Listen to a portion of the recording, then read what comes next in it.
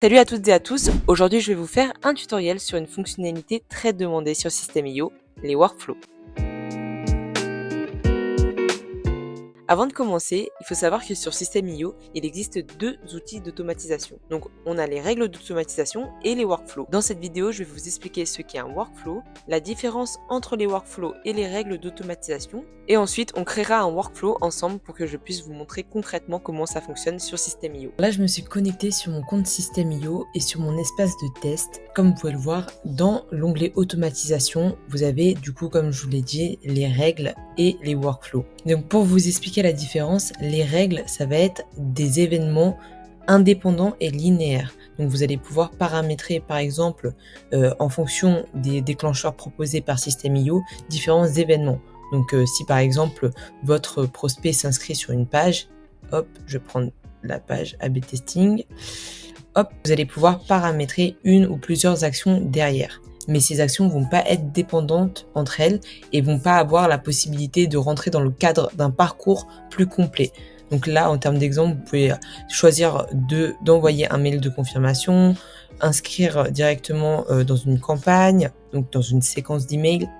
Voilà, vous avez plusieurs possibilités proposées par System.io. Vous allez voir que l'onglet Workflow ne se présente pas du tout pareil, puisque les workflows, c'est des ensembles d'automatisation, donc c'est un ensemble de règles d'automatisation, si vous voulez, qui rentrent dans le cadre d'un parcours du coup plus dynamique, un parcours plus complet qui va évoluer en fonction des actions initiées par le prospect. Donc ici dans l'onglet Workflow, j'ai créé une démonstration dans le cadre d'un e-book.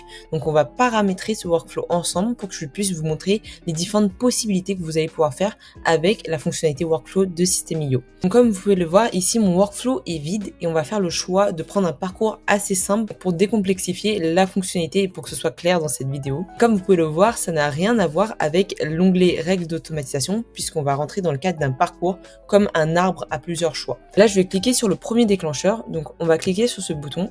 Comme pour les règles d'automatisation, vous allez avoir la même liste de déclencheurs qui vont venir déclencher du coup les actions derrière. Donc ici, dans ce cas de figure, je vais cliquer sur inscrit au formulaire d'un tunnel et je vais choisir le funnel ebook que j'ai paramétré exprès pour cette vidéo. Et là, je vais pouvoir prendre la page de capture ebook. Donc là, je vais pouvoir cliquer sur créer. Et donc ça va être le tout premier déclencheur de mon workflow. Ici, en cliquant sur ce bouton, vous allez pouvoir également choisir d'autres déclencheurs. Mais pour simplifier le tuto, on va en prendre qu'un seul.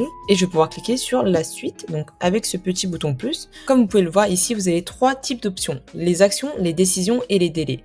Je vais vous montrer dans ce tutoriel les trois types d'options et je vais commencer par les actions.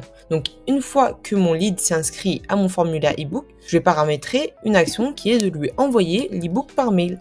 Donc j'ai déjà préparé mon mail, envoyer un email, hop, lead mail post-inscription. Je vais cliquer dessus et si vous n'avez pas encore paramétré votre mail, c'est normal que vous ne le retrouviez pas ici. Il vous suffit de cliquer sur ce bouton créer un nouveau pour pouvoir créer un nouveau mail et mettre votre lead magnet au sein du mail pour pouvoir lui envoyer. Je vais cliquer sur choisir et là comme vous pouvez le voir, le workflow commence à se compléter. Donc pour tous les leads inscrits sur la page de capture ebook, ils reçoivent le mail donc post-inscription. On va paramétrer un délai maintenant. On va attendre un jour. Hop, avant d'initier la prochaine action.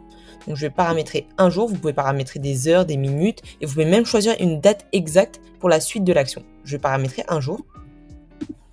Et enfin, pour vous montrer la troisième option qui est décision, on va pouvoir paramétrer quelque chose d'assez simple à faire. Donc en décision, vous avez différents filtres. C'est assez puissant. Vous allez pouvoir choisir différents critères. Donc, par exemple, les tags, les clics dans un email, si l'email a été ouvert, l'activité, la date à laquelle le lead s'est inscrit, donc créez-le. Et vous allez pouvoir combiner également les filtres. Donc, par exemple, je peux choisir tag et une date à laquelle le lead a été créé. Et ça constitue un groupe de conditions, un groupe de personnes. Tous les leads qui vont être concernés par le tag que j'aurais choisi et la date d'inscription, ou la date après le 13 février par exemple. Vous pouvez également associer un autre groupe de conditions, donc la suite du workflow peut concerner et ce groupe et un second groupe en fonction de d'autres critères que vous voulez paramétrer. Donc comme vous pouvez le comprendre, c'est vraiment un niveau de personnalisation et de précision supplémentaire que les règles d'automatisation, donc l'autre fonctionnalité de System.io, ne possèdent pas. Donc là, dans mon cas de figure, je vais choisir quelque chose de ultra simple. Je vais choisir tout simplement si les leads ont cliqué dans l'email ou pas. Donc hop, on va choisir l'email post-inscription, donc celui qui a été envoyé, et je vais cliquer sur créer. Donc là, comme vous pouvez le voir, mon arbre commence à se dessiner. Je vais récapituler.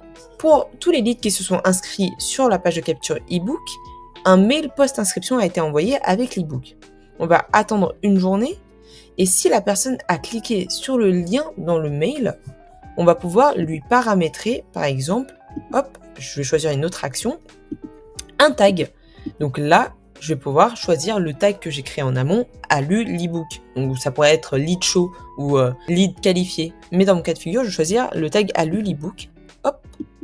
Et là, qu'est-ce que ça implique? Ça implique que tous les contacts qui auront reçu le mail post-inscription et qui auront cliqué sur le lien, ils auront le tag a lu l'e-book automatiquement attribué. Et dans le cas contraire, s'ils n'ont pas lu l'e-book, je vais pouvoir par exemple paramétrer une autre action, donc de les inscrire dans par exemple une séquence d'emails dédiée aux leads un peu plus froids pour venir les nurturer, pour venir les réchauffer. Donc là par exemple je vais cliquer sur inscrire à une campagne, donc à une séquence d'emails, et donc là je vais pouvoir choisir la séquence d'emails ebook lead froid. Donc ça pourrait être une séquence d'emails de 3-4 emails qui serait envoyée dans le mois pour savoir si le prospect est toujours intéressé ou pas. Je clique sur créer. Comme vous pouvez le voir, la fonctionnalité workflow est super puissante. L'idée derrière cette fonctionnalité, c'est de venir creuser, de venir fouiller, comprendre les différentes possibilités que vous allez pouvoir faire. Dans le cadre de cet exemple, je vais m'arrêter ici, mais comme vous pouvez le voir, je peux continuer à alimenter les différents parcours. Je peux ajouter d'autres déclencheurs, je peux ajouter des délais supplémentaires, je peux ajouter des filtres supplémentaires. C'est vraiment super poussé. Dans le projet d'un de nos clients webinaires, on a justement utilisé les workflows pour paramétrer des séquences d'emails en fonction de la date d'inscription du participant au webinaire. Ça a vraiment tout son intérêt dans le cadre de lancement et dans le cadre de parcours multiples. Voilà, j'espère que cette vidéo vous aura plu et que j'ai été claire dans mes explications. N'hésitez pas à me poser vos différentes questions en commentaire et puis je vous dis à très bientôt pour une nouvelle vidéo. Salut!